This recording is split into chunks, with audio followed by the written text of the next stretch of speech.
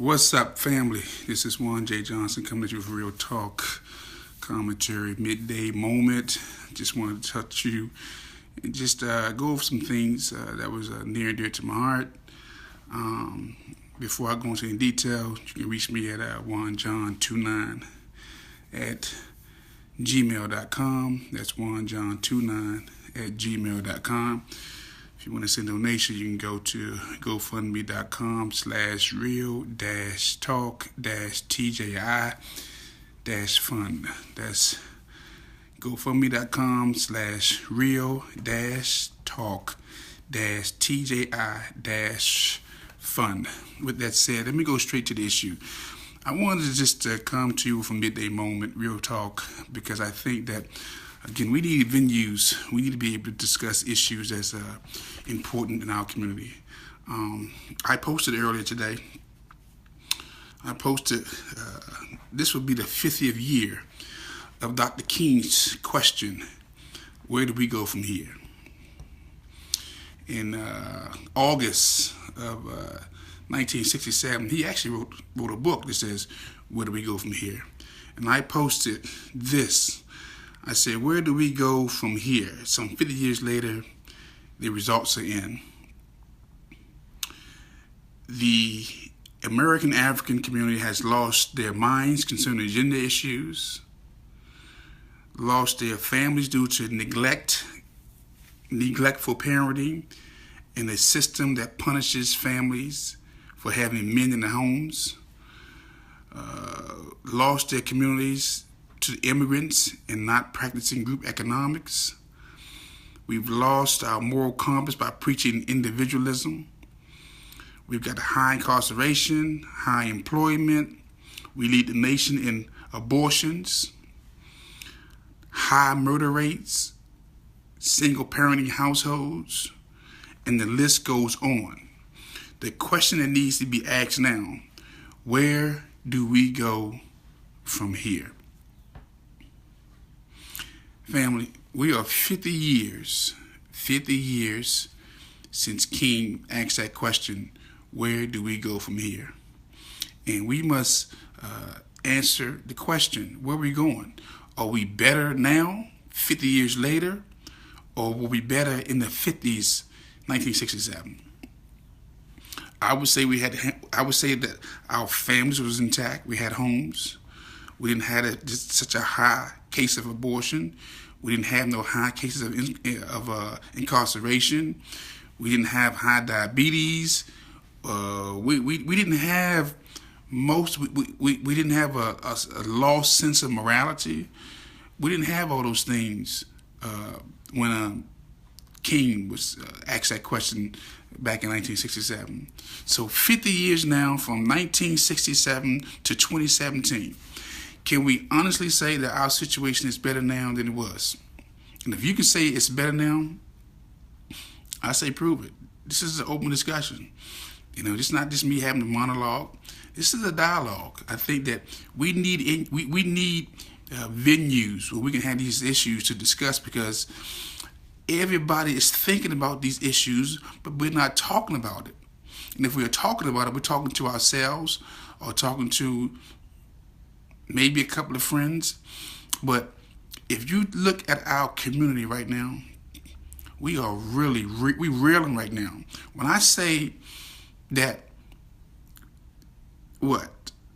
the immigrants, whether they legal or illegal, have swarmed our communities, guess what? We don't even own our own communities. We just don't. Think about it. Name five black-owned stores within a 2-mile radius. And do not add salons or barbershops. Don't include no salon. Don't include no barbershop.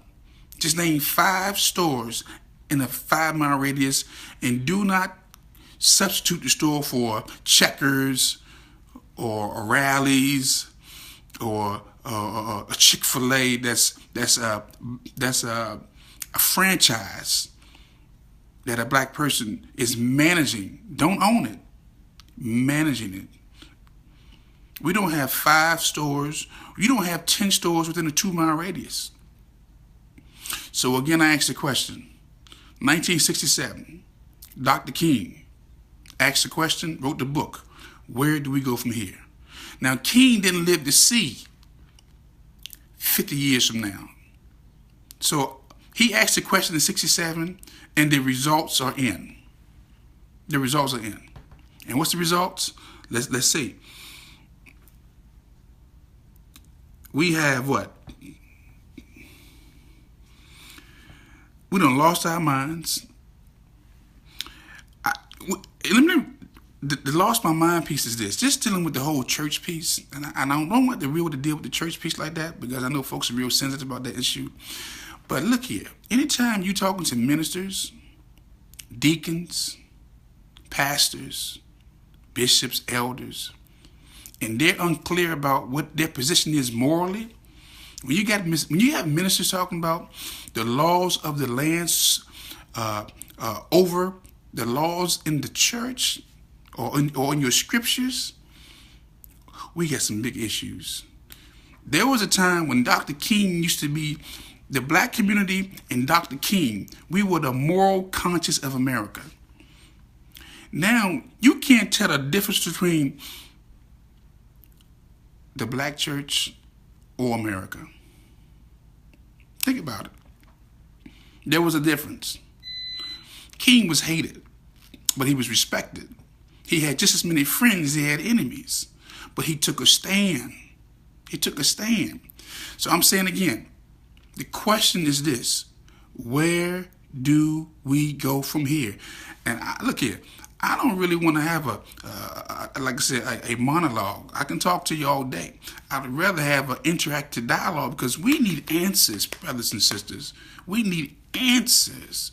We have the most people incarcerated, but yet we're the smallest. With 13% of the population in America, but we are 40% of the incarceration rate, and we all right with that? Come on, man. We what? We are what? 13% of the population, but we are aborting more babies than anybody. We like 12% of the abortion rate. Come on.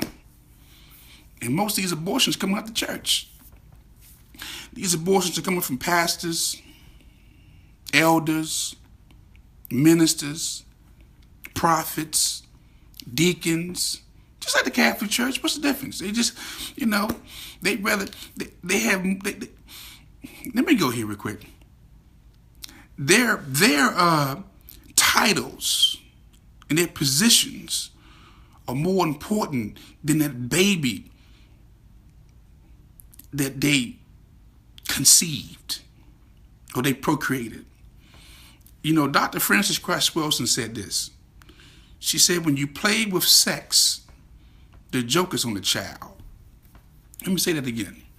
Dr. Frances Cress Welsing said these immortal words. When you play with sex, the joke is on the child. What does that mean? The child never asked to be here. So when you make those decisions to have sex and you playing with it, the repercussions of the sex is, guess what? A child. And when you are negligent and not taking care of your child or your children, that speaks volumes to your understanding and your relationship with God. I just want to keep it real since we asking questions. Where do we go from here? Again, the homelessness. We didn't have homelessness like that in the 60s and the 50s. You know why? Because we had communities. And when you have a community, you have jobs, you have businesses, and everybody knows everybody. Okay? So right now, all we have is neighborhoods. Neighborhoods that others come in, extract all the resources, take back to their neighborhoods, and they watch our neighborhoods go. Our neighborhoods are being buried. But we are all right with that. You know why? Because we still don't answer the question. Where do we go from here? Think about it. Single-parent households. We didn't have all these single parenting households back then in the 60s, 50s, and 40s like they do right now. But we are all right with that. You know why? I don't know why we're all right with it. But we got to be, because nobody's talking about it. It's not normal. Again, I'm going to say it once, I'm going to say it again. I believe that the church has weaponized the black woman against the black man by preaching this gospel of individualism. Therefore, convincing the sisters that all they need is Jesus. Think about it. And what you hear these days, I don't need no man. All I need is Jesus. So again, ministers need to repent to their whole congregations, starting with these mega pastors. And I'm going to be calling names next month. I'm going to give you a couple of days to get it right. Because the black minister preaching colonial Christianity, which is not first century Christianity at all. The black minister who's been preaching plantation Christianity has preached individualism at the expense of weaponizing the black woman against the black man, convincing her that she no longer needs a man. All she needs is Jesus. And look at our community. What's this? Terry Dramatic is ruining your... Okay. So look, again, family, King asked the question in 67, August, where do we go from here? It's 50 years later. The results are in. We have the highest poverty levels. We have the highest unemployment levels. We have the highest diabetes levels. We have the highest obesity levels. We have the highest blood pressure, hypertension, homelessness. The list goes on. But we're not complaining. It's almost like we live in some type of fairy tale that we believe, as long as that happened to me, I'm all right. But you ain't all right. Because if one of us is hurt, all of us is hurt. Again,